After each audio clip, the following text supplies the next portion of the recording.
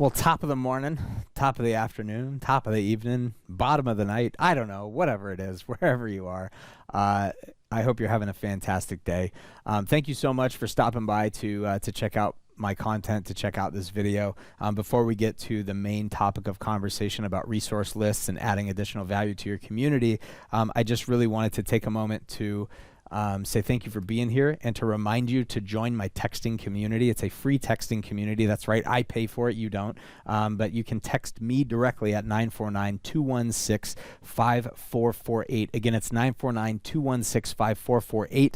I'm doing a ton of one-on-one engagement in there, but I'm also able to make announcements, give you first looks and first opportunities. I can give you motivation, tools, tips, tricks, and some encouragement out there during these crazy times.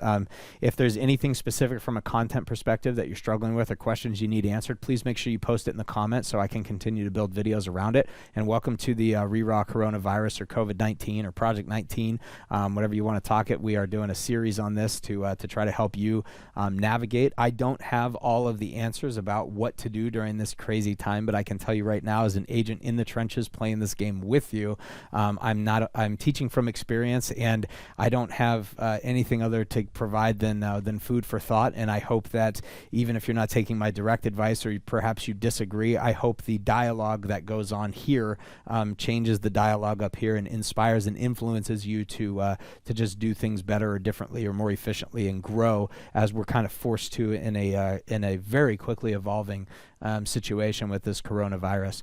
Today I'm going to talk to you really quick about resource lists, and I think it's really important as we're communicating with clientele, whether you're doing that by way of direct mail, by social media, by courier pigeon, by I don't know, a magnet on your car, by cold calls, by door knocking, by digital events or landing pages, whatever it is that you're doing. I think it's really important to make sure now more than ever that we're coming from a place of contribution. And I don't know if you've ever seen these, but resource lists are a really, really powerful way to stay in front of people. A lot of agents in the past, have done like magnets, and they'll put like a list of all their contractors on there, and because that stays on your refrigerator, even though nothing sticks to our refrigerator anymore. But it's the same concept, but you choose how you want to get that out. You can fax it, you can email it, you can send it by whatever method you want to do. You could bring this up in a variety of different ways, but in a crazy time where a lot of people are like, oh my gosh, what do I do?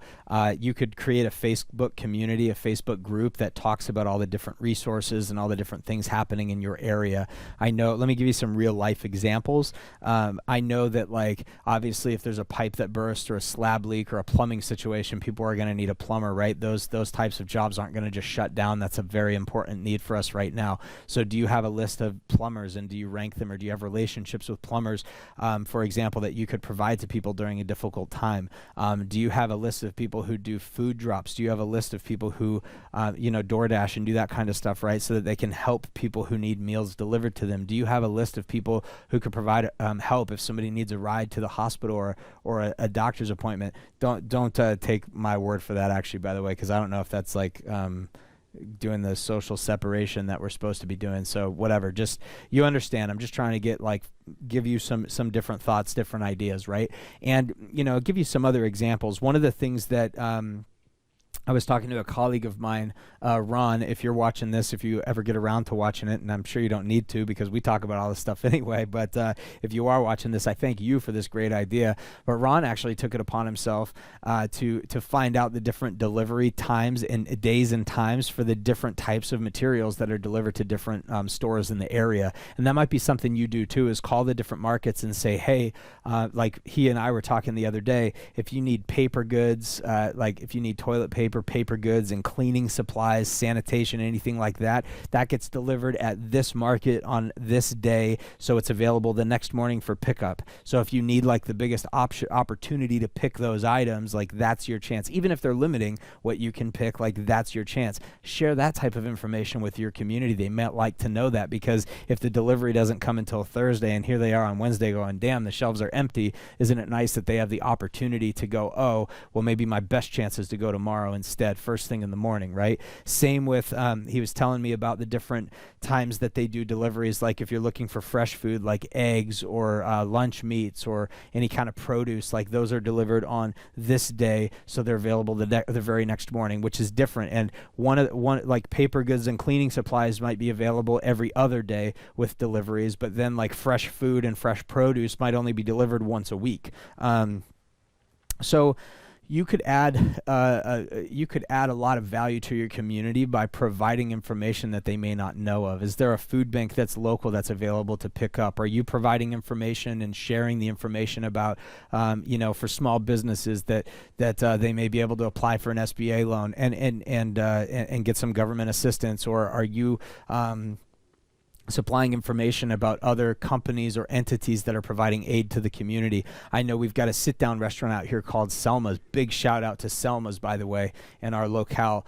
They've become the neighborhood grocer, and now instead of just supplying, the deep dish pizzas and the barbecue chicken salads and like the delicious food that they have, they've decided to leverage the relationships that they have with their vendors, and now they're the neighborhood grocer. So we've been putting word out for them because they're coming from a place of contribution, and they're saying, hey, if you need, we got 5 pounds of chicken for you for this price. We've got ham, sliced ham at this price. We've got bread. We've got flour. We've got sugar.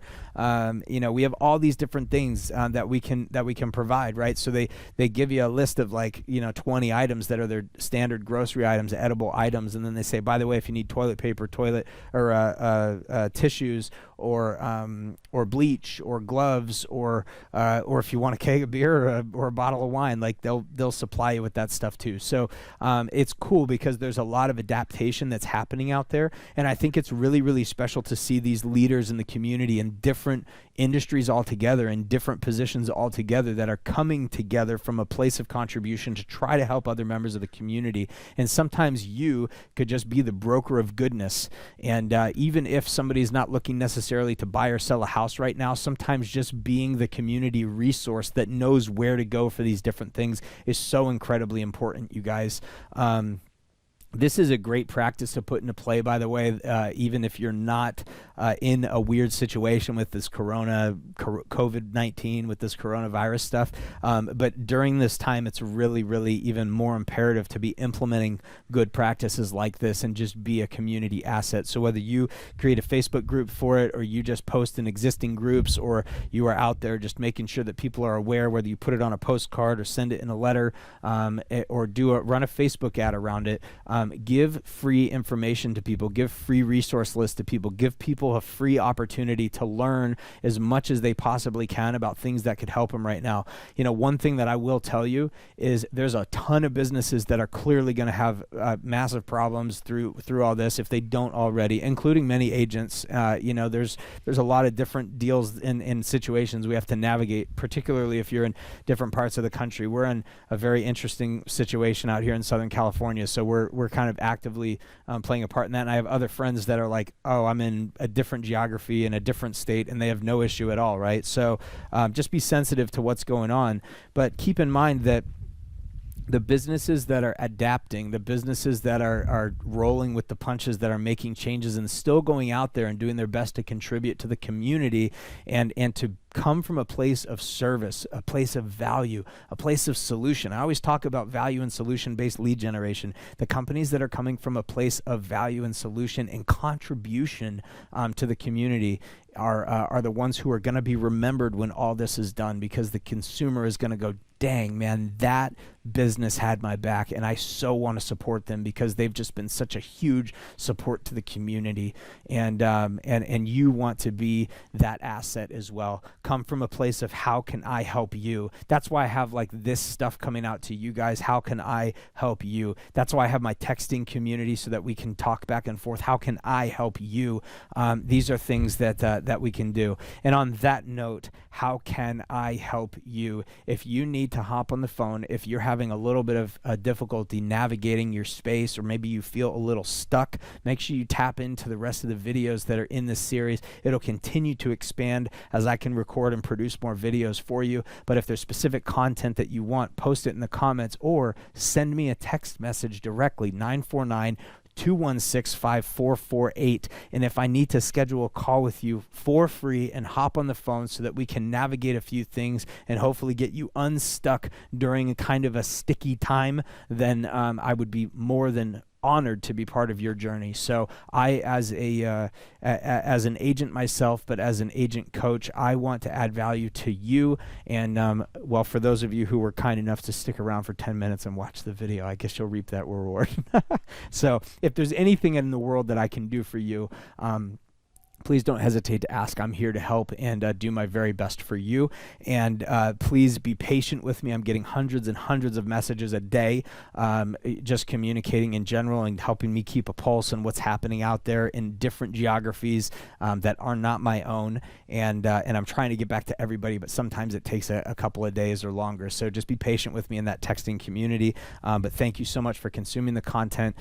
Let me know what you think of the content. Are these videos helpful? If they are, I'll keep making them. If you'd like, James, these suck, go away, then well, I probably won't go away, but I'll keep that in mind for the future so I can try to add more value. Remember something, guys, just be kind to one another. Just do everything that you can do to be kind to one another and come from a place of contribution. And most importantly, remember something. If you want to survive the times, if you want to get through all of it, you got to work. Real agents work. Be one of them. We'll talk to you soon.